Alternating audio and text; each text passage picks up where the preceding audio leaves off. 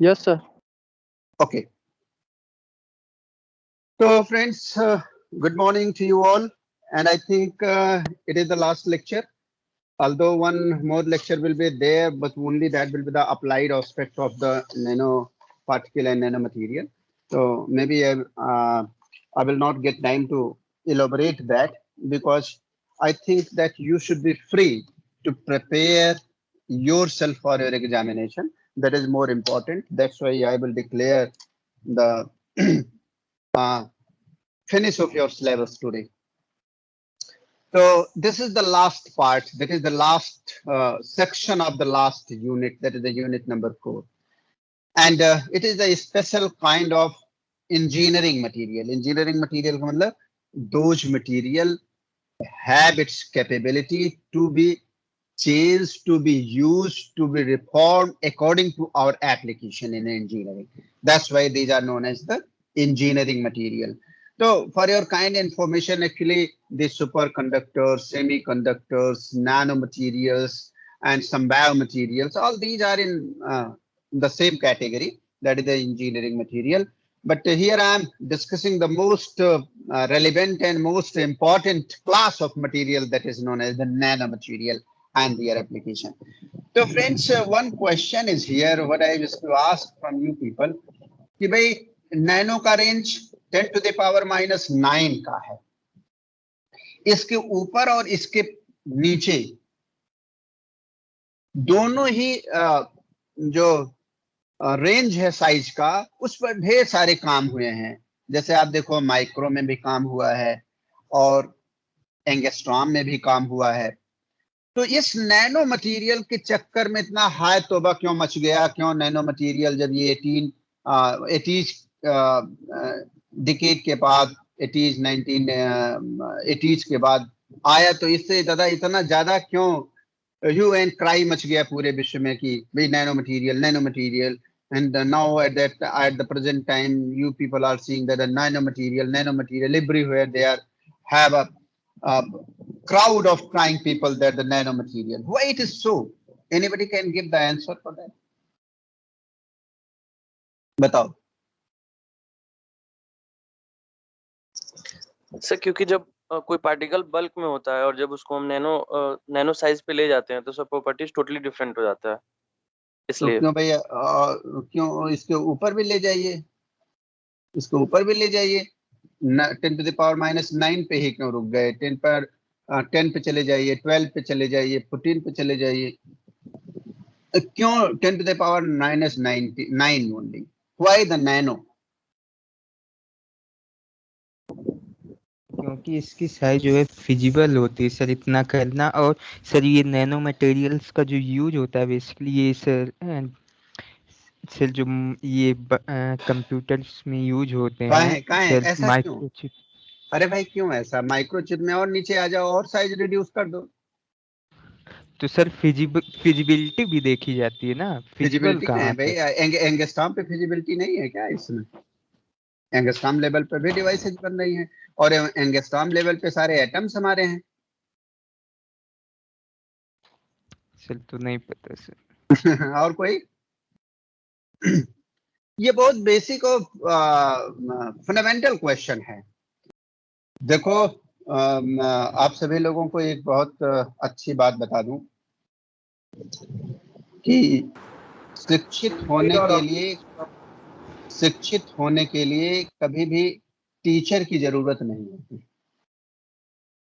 आप कहेंगे यार सर कैसी बात आज कर रहे हैं, बहकी बातें कर रहे हैं. बहकी बातें नहीं कर रहा हूं मैं, पूरे होश हवास में बात कर रहा हूं.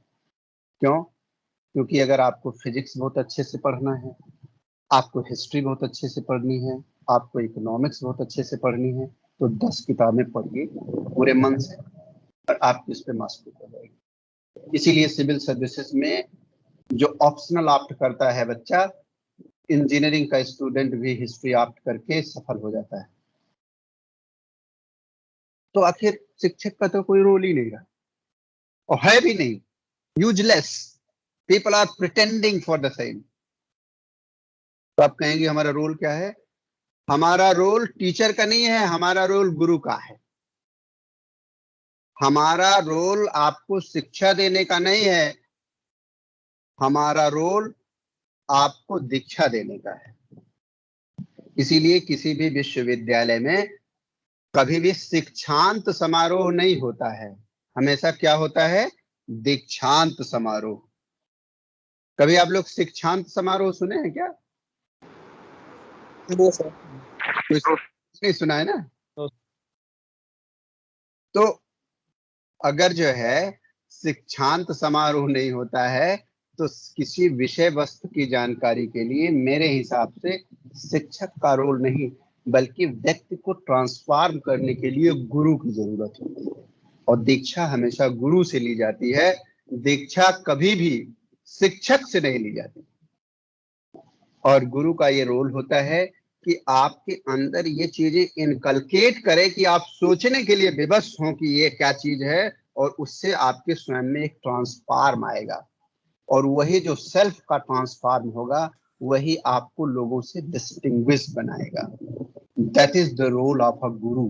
Otherwise everybody is the teacher and whosoever is a teacher has opted the job for their own, कि अपने भरण पोषण के लिए उसने शिक्षक का दायित्व लिया है कि उसको पैसा मिलेगा, उसका जीवन चलेगा। But if anything you wish to have then definitely you should have the guru with you. And गुरु का रोल है कि आपके अंदर ट्रांसफॉर्म करे। इसीलिए कहते हैं कि गुरु हमेशा विद्या देता है, शिक्षक हमेशा शिक्षित करता है।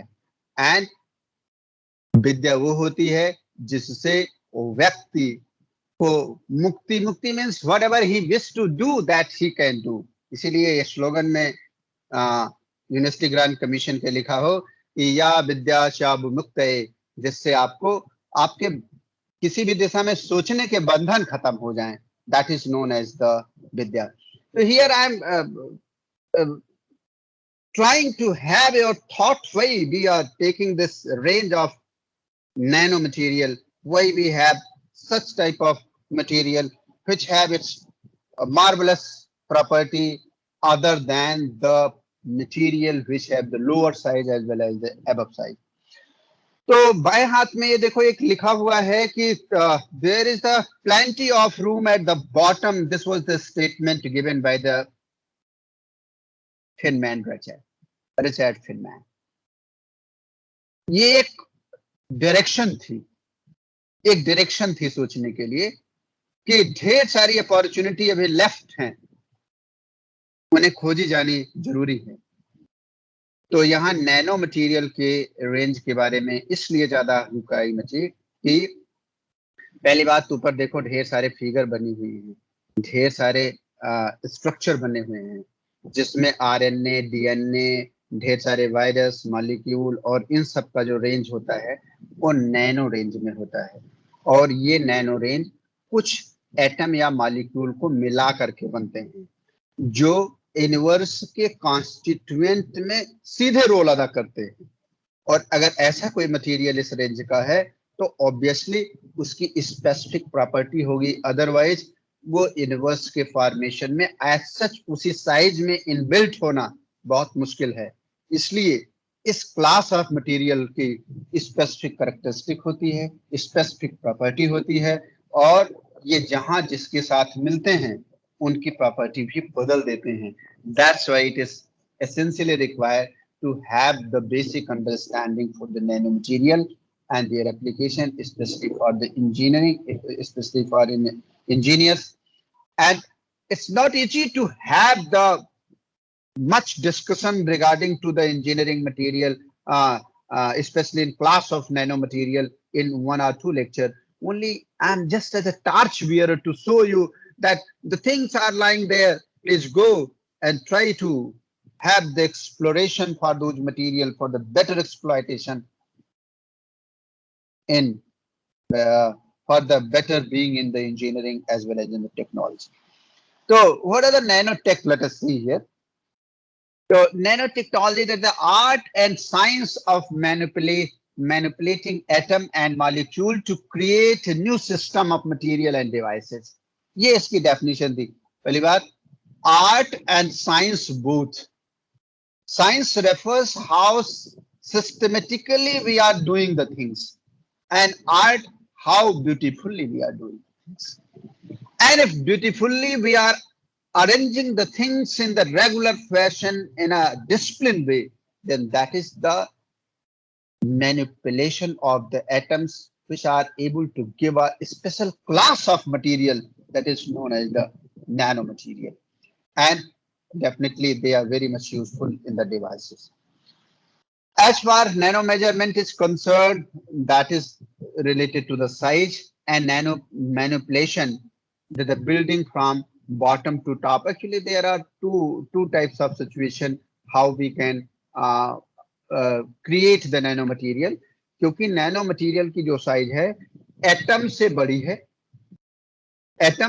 है और बल्क से छोटी है। तो इसका मतलब ये हो गया कि अगर आपको हम अपर लिमिट एटम ले लें तो एटम को हम सेडिमेंट करें या एक एक एटम को जोड़ें तो हम कहेंगे कि बॉटम से अप जा रहे हैं, यानी छोटे से बड़े की तरफ जा रहे हैं। जैसे नैनो लेवल पे आए वहीं हम स्टॉप कर जाएंगे। और टॉप टू बॉटम भी एक मेथड होगा, यानी हमारे पास बल्क है उनको तोड़ करके हम लोग नैनो रेंज में आए। तो ये दो तरीके के हमारे पास विधाएं हैं जिससे हम नैनो पार्टिकल या नैनो मटेरियल बना सकते हैं। Let us have the estimate about the size. How big a nano material? Nano is 1 billionth of काई दहाई सैकड़ा हजार 10,000 lakh 1 lakh size is smaller than the diameter of the human hair. You can imagine this. Just imagine it, how big and how thick the nanomaterials is there. Example of nanomaterials: a cubic micron of water contain 19 billion atoms. A micron in 1/1000th of millimeter and a thousandth time larger than the nanomaterial. Another way to visualize it as a nanomaterial, that 1 inch is equal to 254 lakh nanometers. So you can imagine that what is the size of the nanomaterial. So already you might have seen this key. There are some bacterium, or there is the animal cells.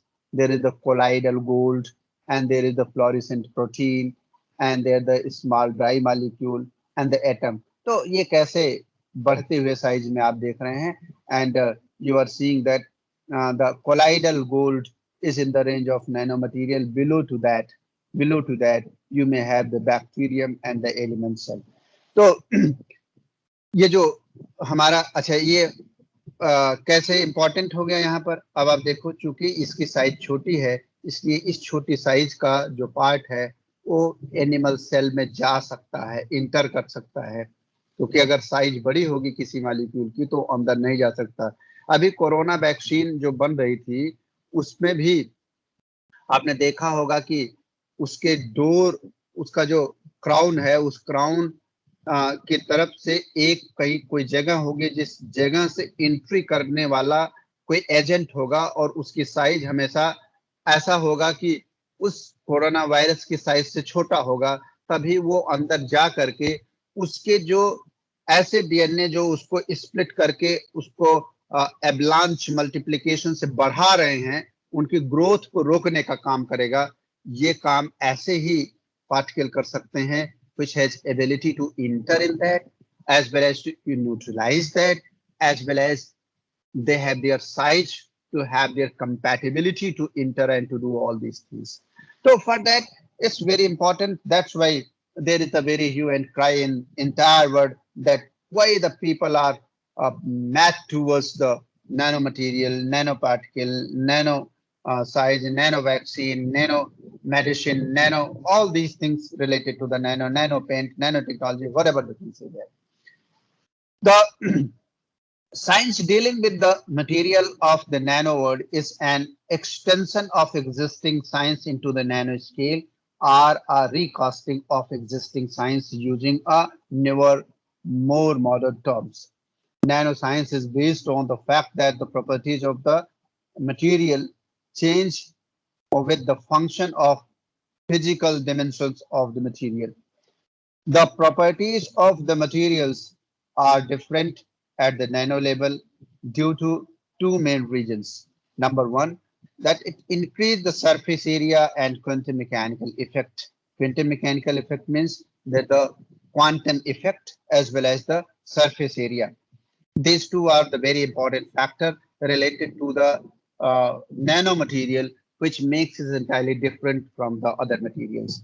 How does the surface area effect have their effect on the properties of the nanomaterial? For a sphere of radius r, the surface area and its volume can be given as the surface area is equal to 4 pi r square, and its volume can be given as the volume is equal to 4 pi 3 pi r cube. The surface to volume ratio is 3 by r.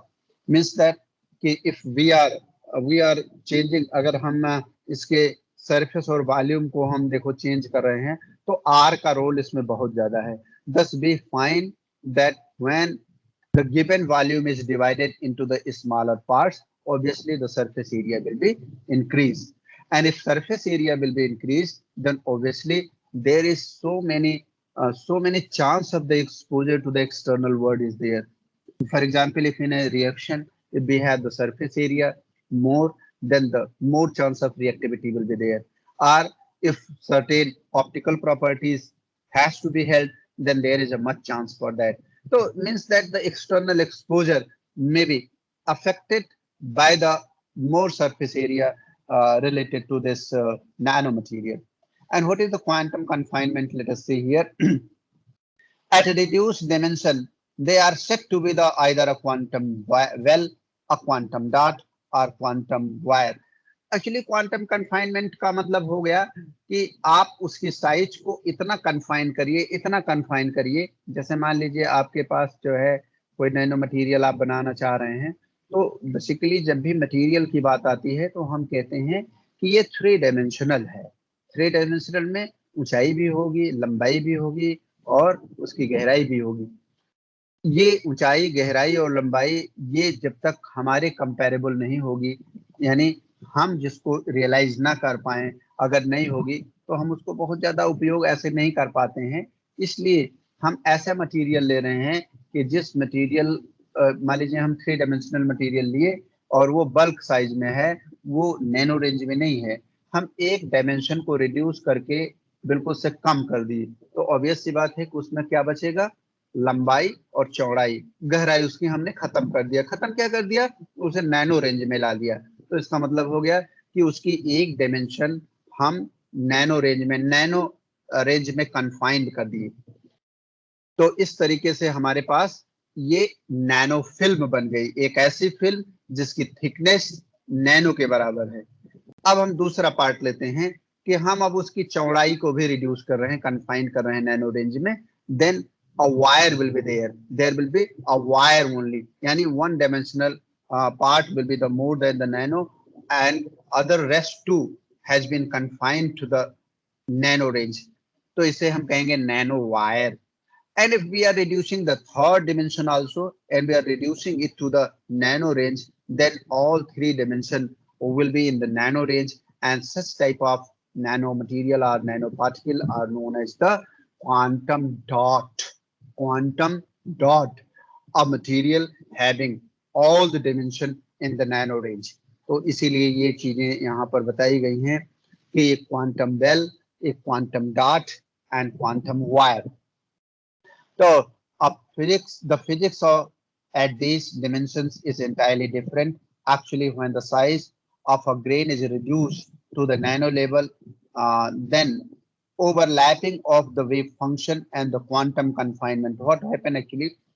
The wave function in the quantum mechanics, you might have read that the particle is always defined in terms of the wave, and wave is always characterized by the wave function, which is psi. You might have seen there. And when the particle is in terms of wave, then 2 particles cannot overlap with each other. while the wave corresponding to these two particles can overlap to each other, and hence they will overlap and confine to each other, and such consideration is known as the quantum confinement. If d is the diameter of a grain size, then the energy goes up by the factor 1 upon d square. There is a formula. If you will open the book, then you will see that how I have derived that, because it is not possible to write each and everything here in the presentation. When the dimension of the quantum bell or the box concerned with a particle are reduced to the order of de Broglie wavelength of an electron within a few tenths of the nanometer, then the energy level of the electron changes. This effect is known as the quantum confinement, and this can affect the optical, electrical, magnetic behavior of the material at the nano level. This is the crux of the point. यानी अभी तक हम दो बातें बताएं आपको कि nano material का जो करेक्टरिस्टिक है उसके चेंज होने के दो रीजन है, केवल दो कारण केवल. Number one, volume to surface area. Number second, quantum confinement. Whatever the development is going on in every field, either the experimental or the theoretical, everybody is exploiting only these two basic fundamental properties to explain their phenomena, what they are observing experimentally as well as theoretically. My one research scholar is also doing his PhD on the theoretical aspects of this confinement as the behavior of the nanomaterial at this their size, at their varying size. तो हमने अभी तक study कर रखा है कि इसका bulk modulus कैसे चेंज होता है, ये चेंज कर रखा है इसकी थर्मल कंडक्टिविटी कैसे चेंज हो सकती है, हमने ये देखा है कि इसका स्पेसिफिक हीट कैसे चेंज हो सकता है, ये हमने देखा है कि इसकी एंथैल्पी कैसे वेरी करती है, और ये सारी की सारी जो प्रॉपर्टीज हैं हम लोगों ने अभी तक स्टडी कर लिया है. अभी आगे और अभी basically we are studying about the thermal conductivity of that. After that I will also see that what is the basic property of the electrical conductivity, although so many other researchers did it, but we are extending that work in a forward direction. तो हमारा कहने का केवल यहाँ पर अभिप्राय यही था कि surface to volume ratio and quantum confinement, यही दो रूल ऐसे हैं जो किसी भी नैनो मटेरियल की प्रॉपर्टीज को इनहांस करते हैं, चेंज करते हैं in comparison to the existing material. Are their bulk counterpart. The nanomaterial. हाँ बोलिए, बताओ. सर पोटेंशियल वेल क्या होता है? ये तो यार अब बीते दिनों की बात हो गई. ये क्वांटम मैकेनिक्स में पहले पढ़ाया गया था आपको फर्स्ट ईयर में, जब पार्टिकल इन ए बॉक्स बताया गया था. ओके सर, एक बार उसको रिवाइज करना, क्योंकि यहाँ पर हमारे पास बहुत वक्त नहीं है कि हम वो चीजें बता पाए. Nanomaterials can be fabricated in two ways, namely top to down and bottom to up. What already I have discussed this. In top to down approach, nanomaterials are constructed by removing the existing material from the larger entities. In bottom up approach, materials and devices are built atom by atom or molecule by molecule. So there is a process already I have mentioned it in the text also, how the synthesis we will take here, that top to down method, ball milling method, plasma arcing method, there laser sputtering there, and the vapor deposition there. तो इस तरीके से हमारे पास ये method है कि हम bulk को ले लें और उनको छोटे छोटे पार्ट में तोड़ें, चाहे बॉल मिलिंग में मटीरियल से, चाहे उनको आर्क प्लाज्मा आर्क से, चाहे उनको हम लेजर स्पटरिंग कर लें, चाहे हम उनको वेपर डिपोजिशन कर लें. और नेक्स्ट है कि हम छोटे छोटे जो हमारे मॉलिक्यूल हैं या एटम हैं उनको हम कोगुलेट कर रहे हैं, उनको हम जोड़ रहे हैं और जोड़ करके उन्हें नैनो रेंज में ला रहे हैं. इसमें इलेक्ट्रो डिपोजिशन है, सोल्यूशन फेज रिडक्शन है, सॉल्जल मेथड है, कोलाइडल मेथड है. यानी प्रोसेस कुल मिला के यही है कि हम एटम और मॉलिक्यूल को जोड़ करके नैनो तक पहुंचे या बल्क को तोड़कर नैनो तक पहुंचे. These are two methods which are known as the bottom to up and top to down method. Under this process of the fabrication, bulk material are broken into the nano sized particle.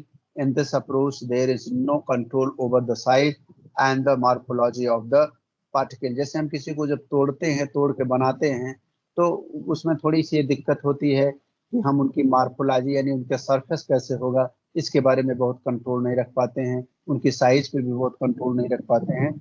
और इसीलिए ये example भी दिया गया कि bulb को पहले powder में तोड़ा गया, पाउडर को फिर और भी हमने रिड्यूस किया, तो ये आ जा करके नैनो पार्टिकल के रेंज में आया। और some common methods for the top down methods are as ball milling method, plasma arcing method, laser sputtering is there and backward deterioration method is there.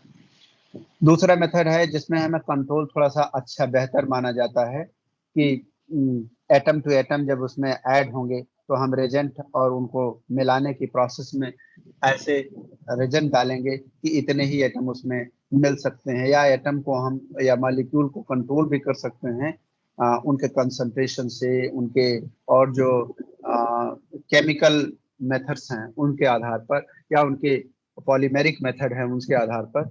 So that's why the bottom up approach refers to the building up of the materials from the bottom, that is atom by atom, molecule by atom, or cluster by cluster. Colloidal dispersion is a good example of the bottom up approach in this synthesis of nanomaterial. There are different methods used in synthesis. There is the Sol gel method. ये सबसे आसान और सबसे famous method है sol jail का। आप अपने यहाँ ही ले लीजिए, कुछ केमिकल लीजिए, उनमें कुछ रेजेंट मिलाइए, उनको मिला करके उनको रख दीजिए, उसके बाद उनको छान लीजिए, छान करके ड्राई कर लीजिए और उनको फिर थोड़ा ग्राइंड कर लीजिए, वो नैनो पार्टिकल के रेंज में आ जाते हैं। Colloidal method and electro deposition method and solution phase reduction. The most important feature of this process is that the size and the morphology of the fabricated nanomaterial are well controlled. So you can see here, first we are taking the atom, then after the cluster, and these clusters has been again reduced to the nanoparticles. तो sol jail method के बारे में यहाँ पर थोड़ा preparation के बारे में दिया भी गया है। The starting material used in the preparation of the salt as are usually inorganic metal salts, are the metal organic compounds such as the metal of alkoxide. A preparation of gel, typical sol gel process, the precursor is thus subjected to a series of hydrolysis and polymerization reaction to form a colloidal suspension known as gel. Drying and purifying.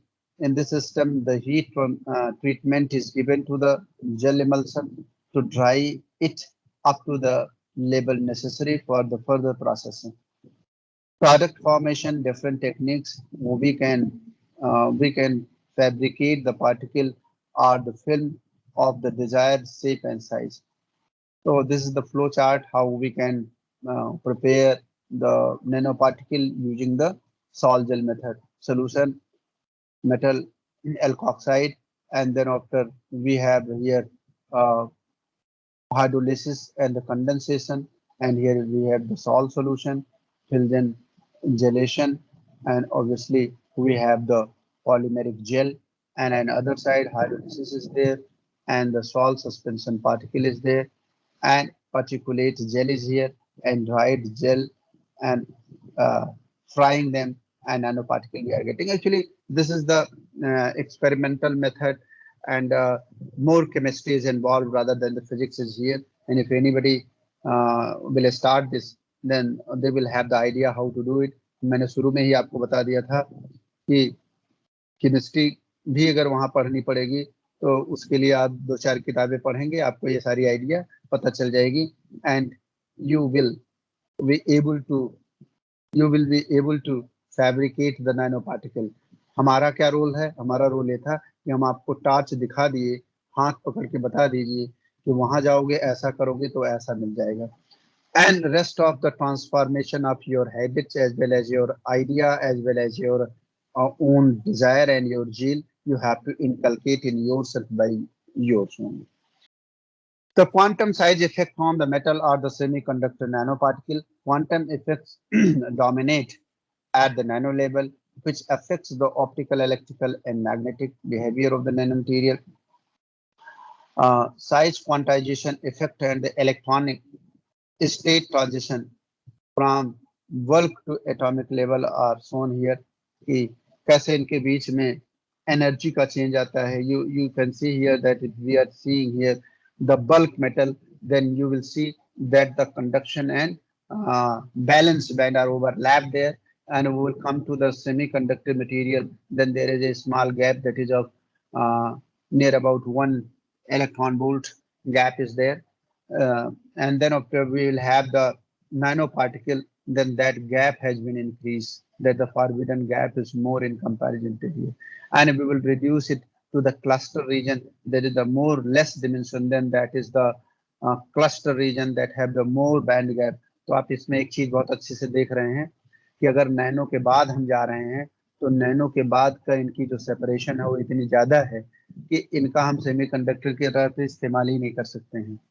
But as a semiconductor range application of the nanoparticle and nanomaterial is possible because it is comparable to the band gap of the semiconductor bulk material. Slightly it is more, then we can control it by the size also. And then molecule, you can say in case of molecule, there is the no clear idea about the band gap that has been decided by the lowest unoccupied molecular orbital and highest occupied molecular orbital, that is the LUMO and HOMO. And in case of atom, it's very clear that if you have the first orbit, second orbit, third orbit, according to that, there is the band gap. As far their dimension is concerned, already I have discussed कि अगर हम उसको 0D कहें, 1D कहें, 2D कहें, 3D कहें, तो हम ये कहेंगे कि confinement dimension means 0D, यानी किसी भी डायरेक्शन में, किसी भी डायमेंशन में कोई कन्फाइनमेंट नहीं है. यानी 0D अगर कहा जा रहा है तो इसका मतलब कि that is the bulk material, क्योंकि सभी डायरेक्शन इसकी बल्क लेवल पे हैं. अगर 1D कहेंगे तो इसका मतलब एक डायमेंशन इसकी नैनो रेंज तक रिड्यूस हो गई. और अगर हम 2D कहें तो इसकी 2 डायमेंशन, यानी पहले केस में नैनो फिल्म, दूसरे के केस में नैनो वायर, और तीसरे के केस में ये क्वांटम डॉट हो गया. ये इसका फिगर भी देखिए यहाँ पर. A bulk conductor has all the 3 dimensions more than 100 nanometer, then that is known as the 0 dimension. If one dimension is reduced to the nano, while the other 2 dimension remains large, then we get the structure known as the quantum bell. इसको quantum bell कहिए या quantum इनको nano film भी कह सकते हैं, क्योंकि quantum bell का मतलब हो गया कि जैसे 2 तरह से आप उनकी दीवार बना दीजिए और बीच में ऐसे एक गड्ढा टाइप का बना दीजिए. यानी आप समझिए कि 2 आपने दीवार बना दिया और उस दीवार में नीचे की तरफ उसका बेस है, ऊपर उसका खाली है. तो बेल इसलिए कह रहे हैं कि इसमें अगर कोई पार्टिकल गिर जाएगा तो इसे उन दोनों दीवारों को फांदना पड़ेगा, तभी जब ये दोनों दीवारों को फांद करके बाहर निकलेगा तभी वो निकल पाएगा. तो यूं कहिए कि अगर कोई चीज इसमें ट्रैप हो गई तो इसका मतलब हो गया बेल में फंस गया, इसीलिए इसे क्वांटम बेल कहते हैं. इसमें क्या हुआ कि नीचे वाली जो डायमेंशन है वो नैनो रेंज में है, और जो दोनों बड़ी वाली डायमेंशंस हैं जिनको हम कह रहे हैं बेल बना रहे हैं, that is known as the rest of the 2 dimensions. That's why these nanofilms are also known as the that is also known as the quantum bell. If 2 dimensions are reduced and one remains large, then the resulting structure is referred to the quantum wire. And the extreme case of this process, that the size is reduced, in which all 3 dimensions reach at the nano range, is called the quantum dot. 0D delocalization dimensions, all the dimensions x, y, z, all are the nanometric space, nanometric scale, and their dimension is large. An example is the quantum particles quantum dot. अगर हम कहें कि 0D माने कि localization of the dimensions, तो अगर हम सब कह दें कि अगर सभी डिमेंशंस इसकी क्वांटम लेवल पे हैं, तो हम ये कह दें कि ये क्वांटम डॉट है। अगर हम एक स्कोर को ले लें तो हम इसमें कहेंगे कि such examples of the nano rod and nano tube, and its example has been given here. This is the quantum dot, this is the quantum wire, this is the bulk material, and you will see here that this is the quantum bell, or this is also known as the nanofilm. So this is all about what I was interested to discuss in today's lecture. Next lecture, let us see something I think I should discuss in the brief about that also. In this way, I will declare that now nothing is left here. बस केवल मैं इसको दिखा दे रहा हूँ, ढेर सारी चीजें इसमें हम बता नहीं सकते आपको, क्योंकि टाइम बहुत परमिट नहीं कर रहा है. But what the things you have to read that let us see here. First slide is same, and these are the properties of the nanomaterials, and this is the structure that is known as the buckyball and carbon nanotube, MEMS, quantum dots, molecule self, repair assembly, NMRA. Actually इनका ये lithography इन चीज़ों पर इसका उपयोग है. ये तरीके हैं, ये चीज़ें हैं जो हमें नैनो मटेरियल में मिलती हैं एप्लीकेशन के पॉइंट ऑफ व्यू से. इसका एक बहुत ही इम्पोर्टेंट और यूँ कहिए कि मैजिक डिजाइन है जिसे हम फ्लोरीन कहते हैं. Fluorine, a class of allotrope of the carbon, which are basically graphene sheet rolled into the tube or the sphere. So graphene is one atom thick layer of graphene, and Buckminster fluorine, that is the C60, also known as the buckyball, in the is the smallest member of the fluorine family. So carbon nanotube, that is the CNT, are also the member of this family. Fluorines are produced by sending a large current between two nearby graphite electrodes in an inert atmosphere. This result a carbon plasma arc between the electrode, which are cooling gives the fluorine. ये method है एक उसको बनाने का, और ये nano particle के बारे में ढेर सारी हम चीजें अभी तक डिस्कस कर दिए. इनका साइज डिपेंडेंस कैसे होगा, इनका इन क्वांटम डॉट्स के क्या क्या एप्लीकेशन है दिया गया solar cell and the fluorescent biological levels में. और यहाँ पर फ्लोरीन एंड बकीबाल के कुछ एप्लीकेशंस हैं जो बहुत फ्रिक्वेंटली यूज में आते हैं. इसका स्ट्रक्चर यहाँ पर दिखाया गया है कि कैसे इसके स्ट्रक्चर होते हैं. बकीबाल की कुछ प्रॉपर्टीज हैं यहाँ मेंशन की गई हैं. और बकीबाल एक्चुअली इसका एक बहुत ही बेसिक समझिए एजेंट है, या जैसे कहना कि किसी नैनो मटेरियल के रेंज में एक बहुत ही मैजिक पार्ट है जिसकी साइज तो नैनो रेंज में है ही है. ये बहुत अच्छा कैरियर भी होता है, और ये इसकी एडेप्टेबिलिटी भी बहुत ज़्यादा होती है. इसलिए रेडिकल्स के रूप में, ड्रग डिलीवरी के रूप में बहुत ही फ्रिक्वेंटली यूज किया जाता है. और कार्बन नैनो ट्यूब, जैसे आपको वाटर फिल्टर करना है या कोई और चीज करनी है, तो हम क्या किए कि कार्बन की ग्रेफाइट की एक एटम की थिकनेस का कोई सीट लिए और उसको रोल करके एक ट्यूब बना लिए, और उसको हम कहीं पर अगर एप्लीकेबल कर रहे हैं, उसको कहीं लगा रहे हैं, तो उसकी फिल्टरिंग के लिए ये बहुत अच्छा ये ट्यूब इस्तेमाल होती है. इस ट्यूब को एज सच कहीं मिक्स करके किसी भी मटेरियल की प्रॉपर्टी बढ़ा सकते हैं, चेंज कर सकते हैं. पेंट वगैरह में अगर नैनो पार्टिकल हम ऐड कर दें तो उसकी शाइनिंग बढ़ जाती है, उस पर डस्ट कम लगते हैं, क्योंकि ये इसकी प्रॉपर्टी होती है कि डस्ट वगैरह तो भाई चिपकेगा वहीं जहां उसको चिपकने के लिए जगह मिलेगी. क्योंकि ये बहुत छोटा होता है, बहुत छोटा पार्टिकल होता है, इसलिए इसका जो रिपेयरमेंट आता है ऊपर बहुत स्मूथ होता है. जैसे आप लोग कभी कभी भुइयां का पत्ता देखे होंगे, उस पर पानी जब पड़ता है तो सीधे सीधे नीचे गिर जाता है. क्यों? उसमें नैनो फिल्मिंग होती है. उस नैनो फिल्मिंग के साथ कोहेशन जो पानी का होता हो ही नहीं पाता है.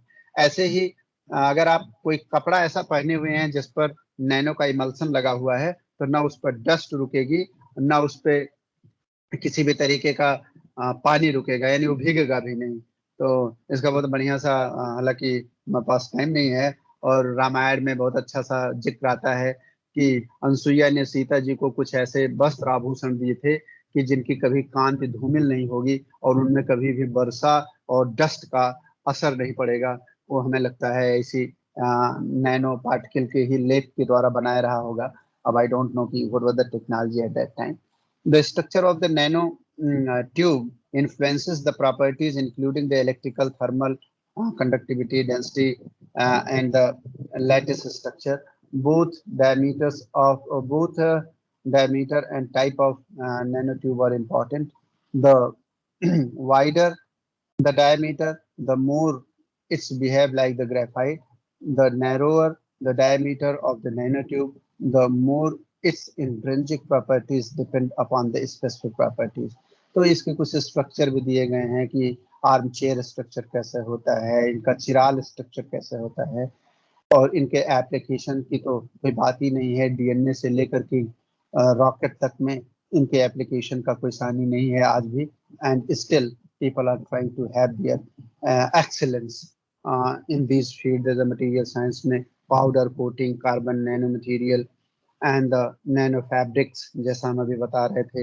एनर्जी के रेंज में solar power and the photovoltaic, hydrogen fuel cell, lead white light, and in medicine already I have discussed so many things, and starting from the genomics,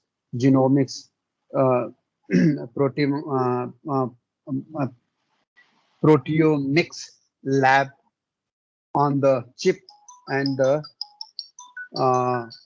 nanotubes, buckyball, MRM, NRAM, quantum dot, quantum bit lithography, ये सारी की सारे इसके आज भी application है और आगे भी टेक्नोलॉजी इसी पर बढ़ेगी। तो this is all about what I was interested to discuss today. If you people wish to have any question, then let me know. Otherwise, I should stop because already I have taken much time. बताओ भाई। Sir एक मतलब query चाहिए था, मतलब हाँ sir हम लोग का वाइवा कैसे होगा? कैसा वाइवा क्या बेटा? वाइवा होना है ना सर हम लोग का? किस चीज का वाइवा? प्रैक्टिकल के। प्रैक्टिकल का वाइवा नहीं होगा। अगर होगा भी तो हाँ ना, प्रैक्टिकल का वाइवा तो होना चाहिए। हाँ 10 नंबर का। 10 नंबर का एक्चुअली क्या है ना कि जब आपका एग्जाम होगा ना तो सभी विषय का 50 नंबर का होगा। जो थियरी बेस्ड प्रैक्टिकल होंगे उनका जो क्वेश्चन पेपर होगा वो आपका